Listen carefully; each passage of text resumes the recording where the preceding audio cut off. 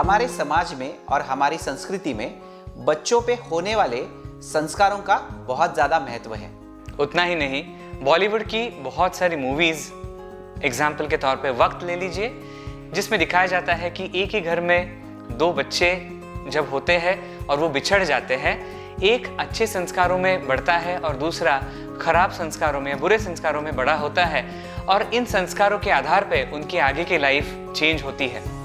वैसे ही होते हैं डायबिटिक के संस्कार। आइए जानते हैं इस एपिसोड में डायबिटीज के संस्कार के बारे में। Hello, I am doctor Yashpal Gopte, consultant endocrinologist, and myself Dr. Tushar Godbole, consultant pediatric endocrinologist. Welcome to our YouTube channel Harmony in Health. And in today's episode we are going to talk about diabetes sanskar and the legacy effect in diabetes.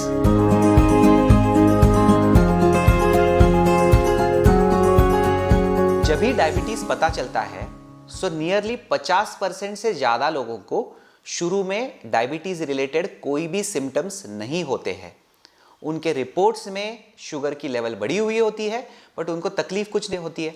इसलिए बहुत सारे लोग हमें पूछते हैं कि अगर मुझे तकलीफ ही नहीं हो रही है तो मैं दवाइयाँ क्यों लूँ। ऐसे इसमें ये जानना बहुत ज़रूरी है कि डायबिटीज़ एक साइलेंट किलर है। साइलेंट किलर यानी क्या? शांति से जान लेने वाली बीमारी। ये अभी अगर तकलीफ नहीं दे रही है, फिर भी आगे जाके यानी 10, 15, 20 सालों के बाद किडनी, आंखें, हार्ट, साथ में नसों, इन सब को खराब करने के चांसेस बहुत ज़्यादा है। इसलिए जब आप इसको शुरू के स्टेज में बहुत अच्छे से कंट्रोल करते हो, तब आपको इसका फ़ायदा आगे जाके यानी 10 से 15 सालों के बाद मिलता है। जैसे हम बच्चों को जब वो छोटे होते हैं तब संस्कार करते हैं, तब हम उनको सिखाते हैं कि बड़ों का आदर करना चाहिए, झूठ नहीं बोलना चाहिए, मेहनत के बारे में बताते हैं, काम के बारे में बताते हैं। वैसे ही आगे जाके वही बच्चे ये संस्कार लेके अपना ज़िंदगी अच्छी गुजारते हैं। वैसे ही अगर आपने शुरू में शुगर कंट्रोल रखी तो आपको इसके फ़ायदे 10 या 15 साल के बाद मिलेंगे, जिसको हम लीगेसी इफेक्ट या डायबिटिक संस्कार कहते हैं। इन डायबिटिक संस्कारों का, इस लीगेसी का कोई सबूत है?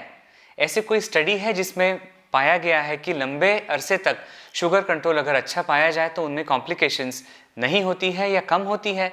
तो आइए जानते हैं एक DCCT नामक ट्रायल या एक बहुत बड़े अभ्यास के बारे में।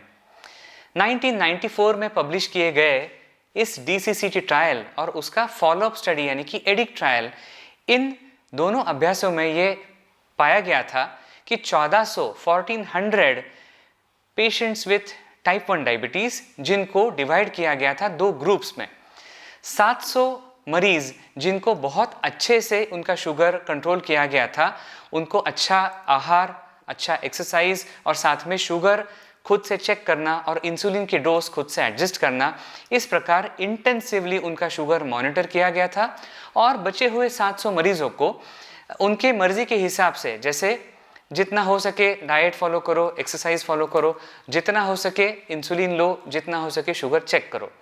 और इन दोनों ग्रुप्स को अगले 10 सालों के लिए उनको अभ्यास में रखा गया था।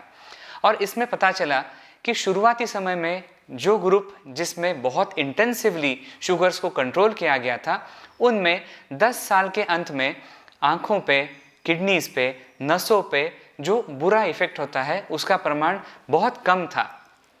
जिस ग्रुप में शुगर कंट्रोल अच्छा पाया नहीं गया था, उस ग्रुप में करीब करीब 60 से 70% मरीजों में इन पुर्जों पे, इन अवयवों पे बुरा असर पाया गया। ये लीगेसी इफेक्ट या ये डायबिटीज संस्कारों का जो फायदा है, ये न केवल टाइप 1 डायबिटीज में देखा गया है, बल्कि बहुत सारे टाइप 2 डायबिटीज के मरीजों में भी ये पाया गया है।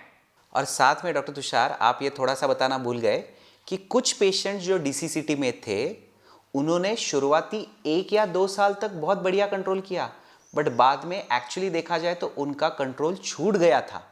बट फिर भी उन्होंने 10 साल के बाद या इवन एडिक्ट फॉलोअप में यानी 20 साल के बाद उनको ओवरऑल कॉम्प्लिकेशंस होने के चांसेस बहुत कम थे।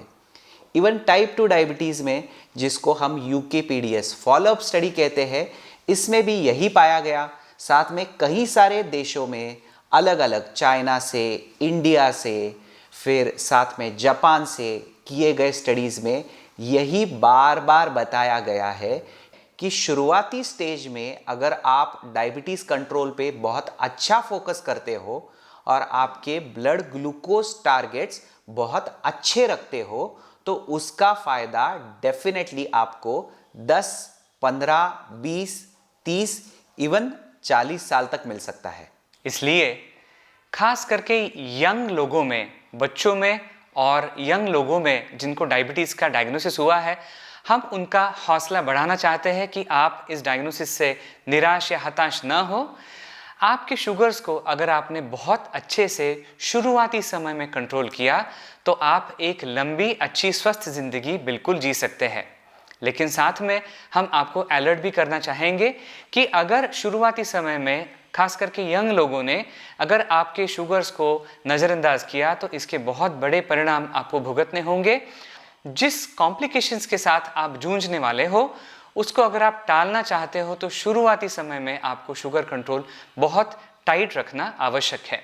क्लिनिकल ट्रायल्स में ये तो देखा गया है कि early sugar control helps in preventing long term complications, लेकिन साथ में हमारे क्लिनिकल प्रैक्टिस में भी यही देखा गया है कि जो मरीज़ शुरुआती समय से शुगर को अच्छे से कंट्रोल में लाते हैं उनको आगे चल के कॉम्प्लिकेशंस कम होती है और साथ में बहुत कम दवाइयों के सहारे शुगर कंट्रोल किया जाता है, जिसमें आपका पैसा भी कुछ हद तक के बचता है।